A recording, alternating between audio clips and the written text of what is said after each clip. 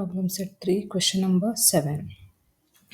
In an AP, first term is negative 5, last term is 45. If sum of all the numbers in the AP is 120, then how many terms are there? What is the common difference? The first term is negative 5. So T1 is equal to A, that is negative 5. And last term is 45. So last term को हम हमेशा T n consider करते हैं 45. And sum of all the numbers in the AP is 120.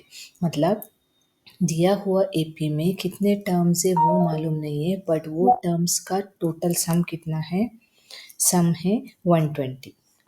So S N, sum S N consider करेंगे. N कितना है हमें मालूम नहीं है. So S N is equal to 120. So N ढूंढनी है और बाद में कॉमन डिफरेंस डी भी ढूंढनी है. सो हमें कौन सी फॉर्मूला यूज़ करना है? First term and last term दिया है ना, सो हमें यूज़ करना है formula S N is equal to n by two T one plus T n. नहीं है तो ऐसे भी लिख सकते हैं. टी वन मतलब ए और लास्ट टर्म एल, ऐसे भी लिख सकते हैं T one plus T n के बदले में. तो आप ऐसे लिखो n by two into T one plus T n. अभी वैल्यू सब्सटीट्यूट करो. एस एन कितना है? 120. सो एस एन के प्लेस में 120, इक्वल का प्लेस में इक्वल ही डालना है और एन दिया नहीं है इसलिए n by two as it is लिखना है. टी वन कितना? नेगेटिव 5. सो टी एन का प्लेस में negative 5 plus as it is, और टी एन का प्लेस में कितना? टी एन 45 सब्सटीट्यूट करना. नेक्स्ट स्टेप में कैसे करेंगे? यहाँ पे ये जो डिवाइड बाय 2 है ना, नेक्स्ट स्टेप में 2 को इस तरफ लेंगे. मतलब वो क्या होता है? 120 इंटू 2 होता है. डायरेक्टली मल्टीप्लाई करके यहाँ पे लिखा है. ये एक स्टेप यहाँ पे छोड़ दिया. 120 इंटू 2 इस तरफ लेते वक्त इक्वल टू क्या बचा इधर? N as it is. Bracket के अंदर नेगेटिव 5 पॉजिटिव 45 कितना होता है? नेगेटिव 5 पॉजिटिव 45 माइनस करके बिगर नंबर साइन 40 होता है. सो नेक्स्ट स्टेप में देखो 120 इंटू 20 कितना हुआ? 240 इक्वल एन इंटू 40. अभी ब्रैकेट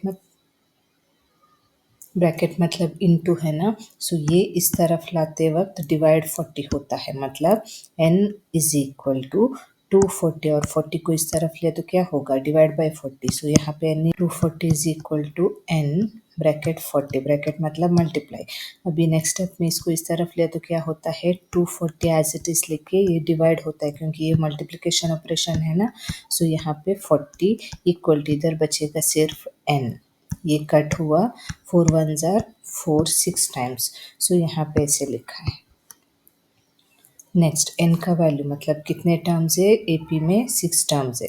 अभी डी कैसे ढूंढेंगे? टी एन फॉर्मूला यूज़ करके. टी एन फॉर्मूला में क्या क्या लिखना है?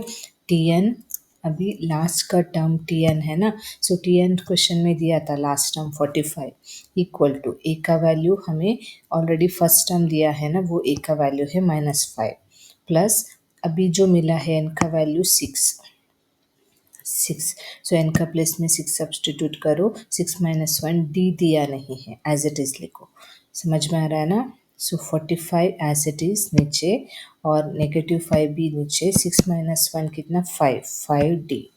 अभी नेक्स्ट स्टेप में नेगेटिव 5 को इस तरफ लेना. मतलब 45 प्लस 5 होता है. Negative becomes positive equal to 5 d as it is नीचे. यहाँ पे लिख रही हूँ 45 is equal to -5 plus 5d. 45 is equal to -5 plus 5d.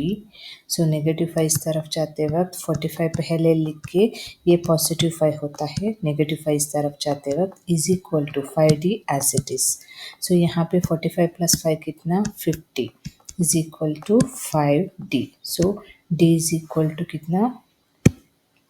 d is equal to 50 divide by 5. मतलब ये जो 5 को इस तरफ लेते वक्त 50 डिवाइड बाई 5 होता है. 5 1 जार 5 10 times. So d is equal to 10. ऐसा बाद में कंक्लूजन लिखना है. Thus there are 6 terms in the AP. n is equal to 6 मिला था ना, so 6 terms in the AP and the common difference is 10.